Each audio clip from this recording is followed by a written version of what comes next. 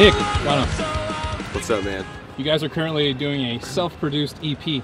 Tell me about the production process. How's it been going? It's been great. I mean, we recorded the whole thing in probably like 5 days, which is a big change for us. You know, we're used to spending a little bit more time in the studio, but we just decided if it doesn't sound like us playing live, then we're doing it wrong. We did the drums at a great studio in Michigan.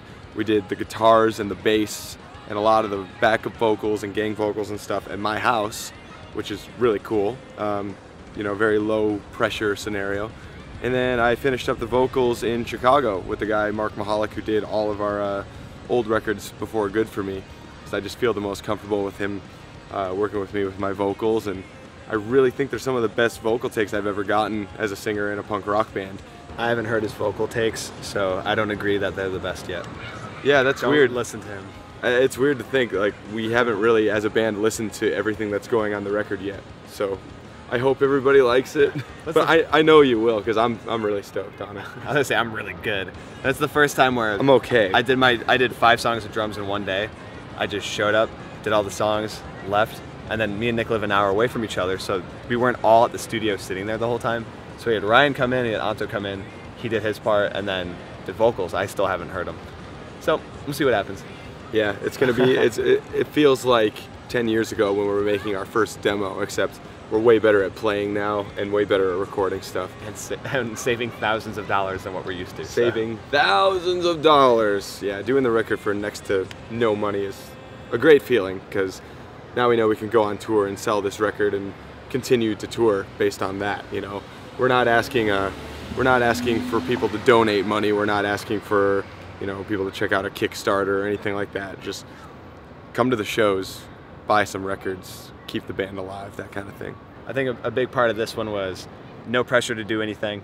There's no one ever told us what to do to begin with, but there's no weird ideas of let's potentially get on the radio, let's try and do this. All we want to do is just write songs in our basement like we used to, and that's what ended up happening. So thematically, I think we're kind of just documenting this year of kind of being slapped in the face by life. Whether it was the record label situation, personal situations, a lot of weird stuff happened, a lot of things got set up and torn down, and we're angry. And we vented all of that out lyrically and musically. And it's nice having that again, kind of having something to just, you know, light a fire under our ass for once and go, oh yeah, this is how things used to be all the time. And because of how natural all that was, the songs on the EP became some of our favorite songs we've ever recorded and written. It just feels good to have gotten all that out and just be like, all right, you know, no longer on a label, but guess what? We put out a 7-inch a couple months ago already, but now we're coming out with another EP. So it's kind of just like a big, hey, we're still here and we're still kicking ass. For the past year, you've been touring with Good For Me. Mm-hmm. Tell me what that whole process has been like to put out the album and playing these new songs, and the reaction from the people at the shows. I think the record is one of our best received records. The songs that we play when we play live at pretty much any tour, those are the songs that people seem to sing along with the most now, which is really cool. So that's why it was kind of a weird thing when it was like, wow, this record didn't sell as much as the last record, but it's more popular. And that's when we were like, oh, wait, maybe the label's not doing their job. Like, maybe the total music landscape has changed. Like, what's going on? And that's where we started asking a ton of questions. I think a big difference too is we had these songs for a long time. So we had the songs demoed right after Ups and Downsizing, like the summer after. So, you know, unlike a lot of bands, we had a lot of material to go with right away. So we put a lot of stuff into this record that we thought was gonna, you know, the thing is, we don't regret anything we did. A lot of people probably think the way we talk about it we do, which isn't true. But we didn't do these bigger tours on this record like we did the previous one. So it's like when Ups and Downsizing came out, we had Warped Tour, Less Than Jake, Paramore, and Motion City Soundtrack all in a row. And you know, that's when we could stand outside of a show, yell at kids, sell CDs, and you know, you could do 100 a day. On this tour, or on this album cycle, it's been all smaller tours. But that's the stuff where it's actually meant way more to us, because it's people who are coming to see the Swellers, you know? And even if we're opening tours like we usually do, people are finally going, dude, just play on your own. Like, I want to see a longer set. I want to, you know, have cheaper ticket prices. I want to do this kind of stuff. This album cycle is kind of the first time we started doing our own headlining stuff here and there.